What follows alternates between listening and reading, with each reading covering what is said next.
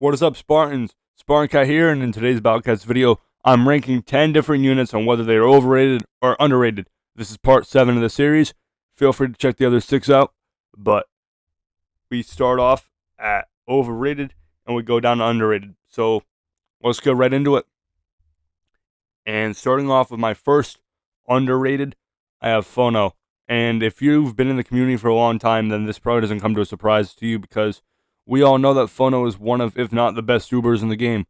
But beginner players might not know who Phono is. So I'll just put it lightly. Phono is incredible.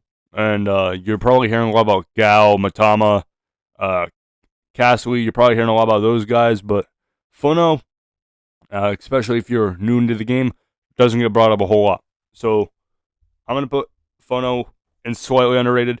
If you're a beginner, you might not know who Phono is, but if you played the game for a while, then you're probably caught up by the Battlecast community or your own research. But moving on, we have Can, and I love Can. I'm just going to put it that way.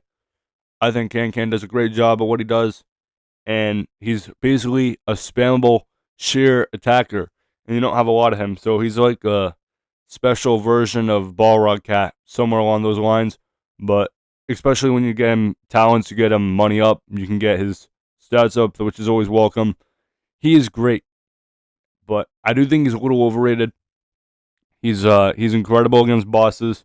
You spam him, he does his job, and he does a little bit more than you'd expect. But against stages with a lot of peons or really strong enemies that could destroy him or outrange him, he does face some problems. I'm going to say by the smallest hair of my chin, he's overrated, but I think Can is an incredible unit. We are blessed to have him in our lineups, and he almost never comes out of my lineup. He's almost always in it, and it's really hard to argue that he's incredible, but there are a lot of situations that you can't use him in, especially restriction stages, and if there are stronger bosses in it, or units that outrange it. And he only has 200 range, so it's easy for the ladder to affect him. But his stats are pretty good, and the money up is really nice on the side because he can take out big enemies and get even more money for it. So slightly underrated, and I mean very slightly overrated. I'm going to move on to the next one. And for those who know, you know, Bikini Luga is a summer event. It's a summer event Uber, and Bikini Luga, her entire reputation is that she is a meme, and nobody's going to argue that she's one of the worst units in the game. So I'm going to say she's a little overrated. I'm sorry, guys. I'm probably going to lose a subscriber or two for that, but yeah. Just kidding. She's fairly rated because we all know she's garbage, but we like the bikini. Moving on. We have Mechabun. And Mechabun, I'm going to say he's a little underrated. And this is the one that I'm probably going to get a little bit of heat for because we all know that he performs below average in almost every situation. But when you think about it, his stats against relics, especially if you hypermax him, and they aren't that bad. His general stats aren't that good.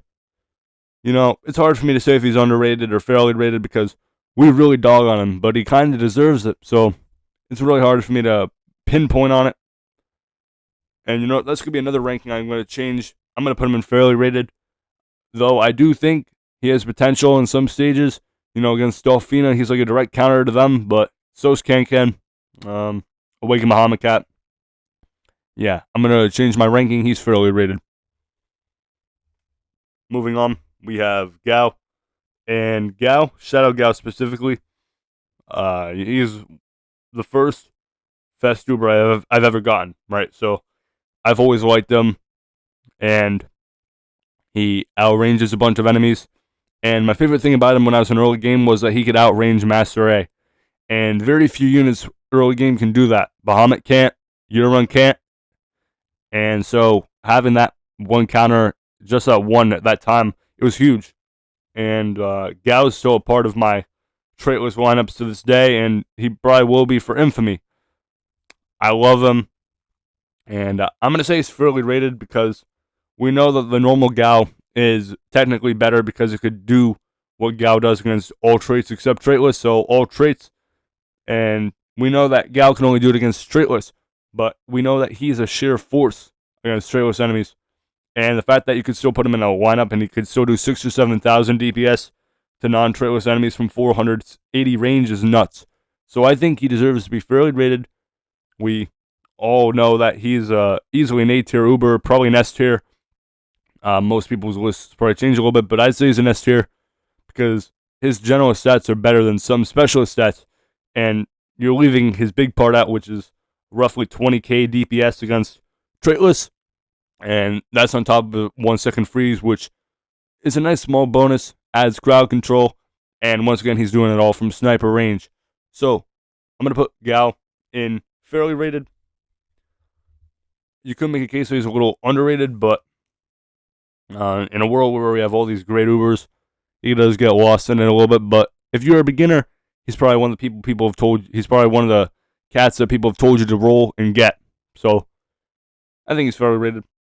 Moving on, man, I forgot the name of this thing, but basically, it has long range and it shoots this long surge attack, and it could do over 500,000 damage to floating enemies. But its survivability is bad.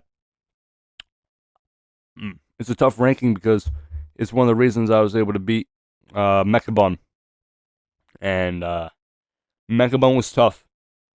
Having this guy made it a lot easier because every time he attacked, he kept knocking it back, he kept slowing it, and once again over 500,000 damage from far range. So if you can keep the bosses away from him, and you could let's see, if you can keep the boss away from him, and at the same time get lucky with the surge, because the surge is unpredictable.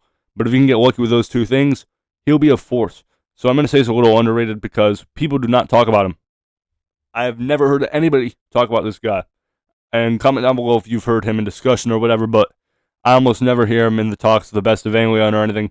And he isn't the best of Anglion, but the potential he has is huge. So slightly underrated because I understand it has a lot of flaws, but it still isn't very talked about. Next, we have Boomerang Cat, and I'm going to say he's fairly rated just because by the time we get him, we know that he's probably not going to be that good. And most people in early game are going to be like, what do you mean? And the reason why is because he has very low stats. He is spammable, which is nice, but it's his curse. He can only curse 3 traits, and those 3 traits, curse really doesn't help. I believe it's angels, aliens, and zombies. So those 3 traits that it curses, it really doesn't do too much against, because those enemies don't usually have skills, and if they do, they could probably outrange him. So, and if they don't outrange him, they just destroy him by sheer force. So I'm going to place him in fairly rated. Most people know that he's a mediocre unit, which I'm saddened by because I thought when I first got him I was going to have perma-curse. And doesn't perma-curse sound awesome? And technically he could perma-curse, but unfortunately he curses pretty much the 3 traits that don't need to be cursed. If he cursed Relic, he would have been a game-breaking unit, but he doesn't. So, right into that fairly rated tier. And next we have Prisoner Cat. And, you know, Prisoner Cat, if you're in an early game, maybe even early middle, you might get away with using him as a long-range sniper if you don't have a better unit or if it's a restriction. But he does fizzle out after that, so I'm going to put him in fairly rated. We all know that he could be decently useful for the first 20, the first fifth of the game, but he really does fall out after that. Next, we have Airflim, and in a world where everybody is distracted on talking about Mizzly and Bora, you know, he kind of falls under the cracks. But he's long range, guaranteed barrier breaker, and resistant, and he's a pretty solid unit. I am going to say that he's fairly rated because his blind spot's pretty big, and if an enemy gets into it, then it sucks for him.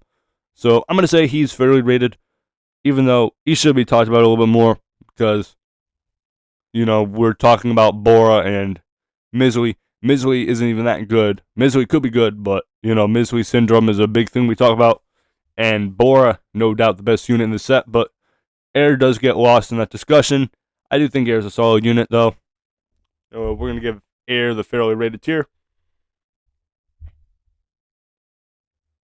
And the last unit I'm going to rank today is Babel. And I have Babel. He was my first legend rare. And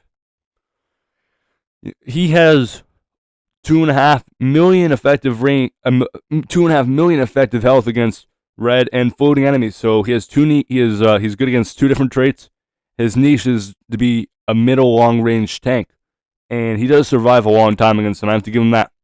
And he could hold some battles together for a long time because 2.5 million health is quite good for a wall that deals damage. So his attack is similar to Bahamut's in terms of power and recharge.